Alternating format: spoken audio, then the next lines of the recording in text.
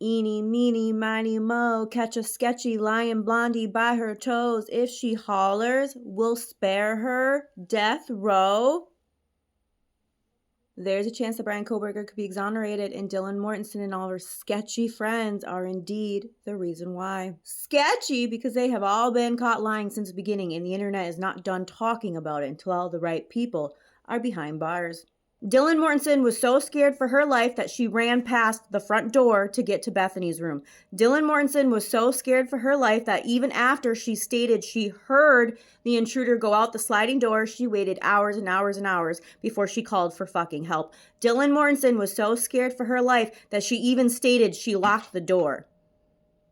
Dylan Mortensen was so scared for her life that she opened her bedroom door not once, not twice, but 3 times and stated that she screamed out for her roommates, but you don't hear that at all on Ring camera footage. Dylan Mortensen was so scared for her life that she was on Instagram, Snapchat, and various other social media sites and had incoming and outgoing messages multiple times before a 911 call was made for her friends. Dylan Mortensen was so scared for her life that she needed to look for a job, and she went on Indeed. Dylan Mortensen was so scared for her fucking life that she was able to create, modify, and delete images and videos on her phone multiple times. Dylan Mortensen was so scared for her fucking life that she never texted or called her boyfriend, Quinn, for help. Dylan Mortensen was so scared for her life that even though she had active conversations, incoming and outgoing messages multiple times on multiple social media sites, she never called for fucking help. She never Snapchatted her entire phone list or her entire Instagram list that she needed fucking help. Dylan Mortensen was so scared for her life that at 3:51 in the morning, she added a new contact to her phone, which was Brittany. Dylan Mortensen was so scared for her life that even though she's at ground level at Bethany's room and it got light outside, there are people actively walking around, car doors slamming, specifically around like 11:15 or right before 11:15, the neighbor's house. There is a truck with at least 4 males that are putting a large tote into that truck. So surely you could hear all those car doors slamming and all of those conversations, not to mention all the other people leading up until 11 o'clock. There is so much activity going on, but instead of run out of the house, pull up the blinds, and just call for help. Again, you could just run out of the house, bang on your window for help. They decide to stay in that house for hours and hours and hours and hours. Dylan Mortensen was so scared for her life that when her dad texted her and asked her if a specific time worked for her to chat, Dylan Mortensen responded back to her father's text message and gave a better time that would work for her to chat. Meanwhile, a 911 call has still not been fucking made for her fucking friends. Where is the urgency?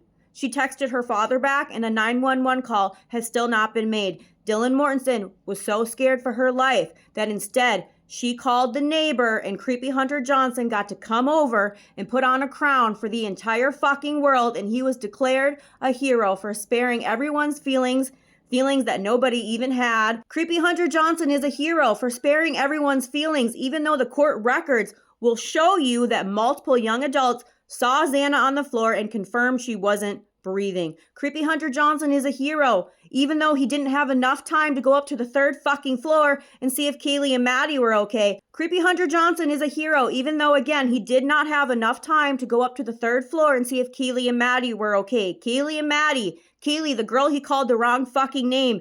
Kaylee and Maddie, if you go listen to One Night in Idaho, he says his core friend group was Ethan, Xana, his girlfriend, Emily, not yet Johnson, Maddie, and Kaylee. He says that they were part of his core fucking friend group. He also doesn't mention the siblings. Find that to be interesting because they said they were best friends with their brother. But according to Creepy Hunter Johnson, those girls were part of his fucking friend group, and he never said, "Hey, officer, get your fucking ass up there and do your fucking job." But hey, he's a fucking hero. Creepy Hunter Johnson, Jack Roger Showalter, and many other people tried to distance themselves from Kaylee after her unaliving. The girl who barely had a fucking face. They tried to distance themselves from her. They called her the wrong fucking name. They tried to say they didn't know her, which is interesting because Creepy Hunter Johnson answers a noise complaint at her house in zip ties with Kaylee.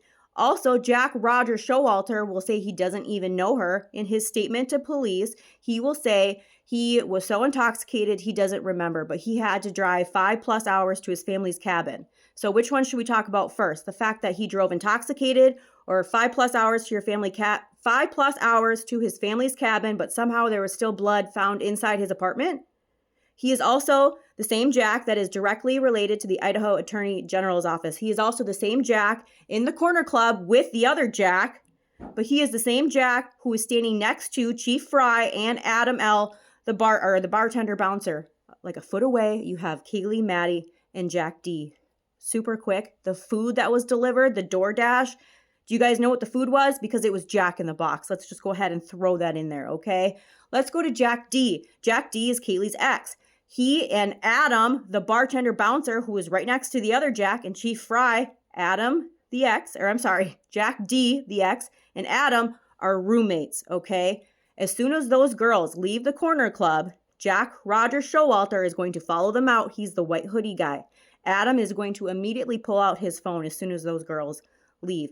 Maddie also gives Jack D, the ex, the finger before they leave. So again, Jack Roger Showalter is the white hoodie guy. He is one of the last people to see those girls alive. Creepy Hunter Johnson and Adam L., the bartender bouncer, the roommate of the ex.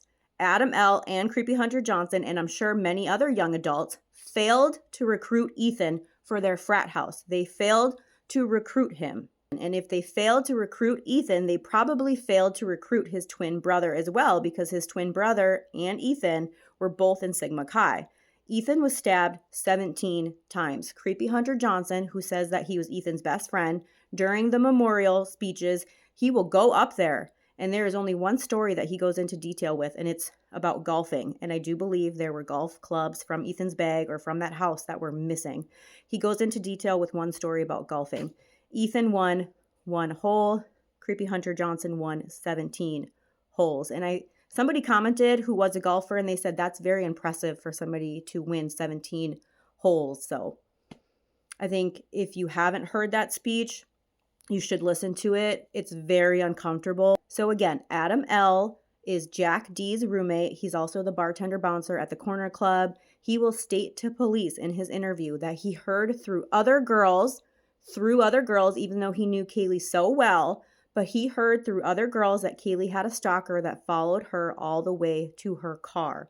Well, I have questions, because first, if whoever that was followed her all the way to her car, shouldn't she know who that is? Second, she didn't tell the men in her life about the stalker. Third, they found absolutely no information regarding a stalker per all the research they put into that. And then fourth, which is really interesting, is that the same thing was happening at Washington with the girls complaining with Brian Koberger, saying that they followed them to their cars, specifically with Brian Koberger. So what Adam L. stated to police that happened to Kaylee was someone they don't know, and she didn't tell him herself. He heard through other girls. 9 miles away at Washington, girls are complaining that Brian Koberger is following them to their car or making them feel uncomfortable in the classroom as well, or in the break room, so forth. But just saying. It was rumored there was a pool party, and Kaylee embarrassed Jack D at the pool party with a young man named Hudson. Hudson was 19, and he was found 6 months prior to the Idaho4. He was found drowned in a creek. He was a good swimmer. They ruled that no foul play from the same PD. Okay, it was rumored that Kaylee embarrassed Jack with Hudson, and he was unalive 6 months or so prior to Kaylee. Also prior to this, it was rumored that Maddie bullied a girl named Hannah, and Hannah was found from a rug over, again, prior to the Idaho4. Maddie's heart was completely destroyed, 13 plus stab wounds just around her heart area. Kaylee's face, almost unrecognizable. And again, if you didn't hear me in the beginning, the food that was delivered to Ethan and Xana, Jack in the Box. We have Jack Roger Showalter. We also have an ex named Jack. Ethan was stabbed 17 times. His creepy best friend will give a speech during his memorial talking about 17 holes and talking about how he needed to ask Ethan for money back. Xana was stabbed 67 fucking times. The first officer arriving on scene is Officer Mitch. He's 22 years old, the same age as Creepy Hunter Johnson. He goes into the house. He sees 2 bodies brutally unalived. He turns his back to Creepy Hunter Johnson not once, but twice. Now, Officer Homeboy, Officer Eric, is the second officer who arrives on scene. Now, the knife is on the beer pong table. 2 officers, Two officers with a knife on the beer pong table are going to turn their backs to creepy Hunter Johnson, even though the first officer told the second officer he thinks two bodies are unalive. But they are both going to turn their backs with a knife on the beer pong table and go check.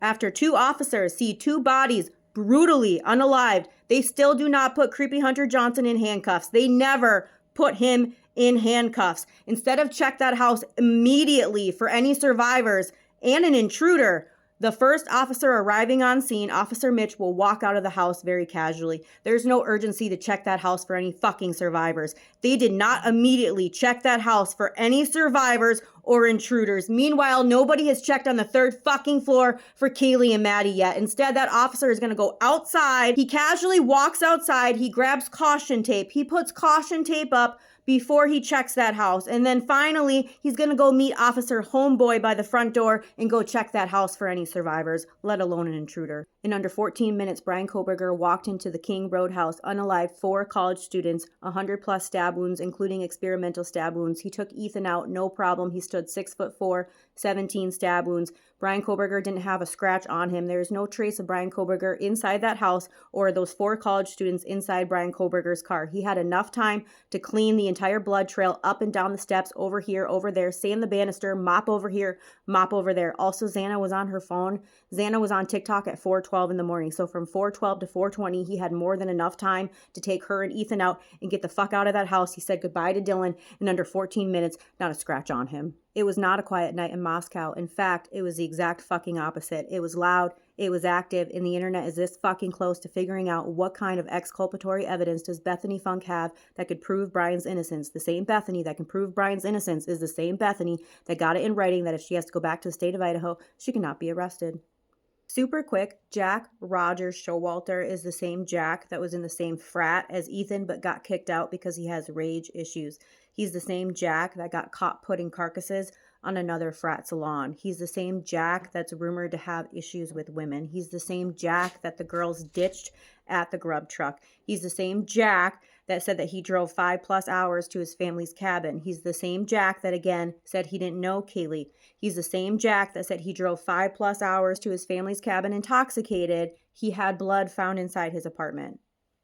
He's the same Jack at the corner club speaking with Chief Fry. He's the same Jack that follows the girls to the grub truck. He's the same Jack that once the girls ditch him, he walks away into the darkness even though he's talking to other people. He's the same Jack that once again was one of the last people to see Kaylee and Maddie alive. In case you didn't hear it, the DoorDash order, the food that was delivered, was Jack in the Box. We have Jack Rogers Showalter, who got kicked out of the same frat as Ethan because he had rage issues. He got caught putting carcasses on another frat's lawn. He's directly related to the Idaho Attorney General's office. The other Jack is the ex of Kaylee, and it was rumored that Kaylee embarrassed Jack D at a pool party with a man named Hudson, and Hudson was found drowned 6 months prior to the Idaho4, and then a young girl named Hannah was found from a rug over prior to the Idaho4, and it was rumored that Maddie bullied Hannah. But this was a targeted attack, and Bryan Kohberger is the only person responsible.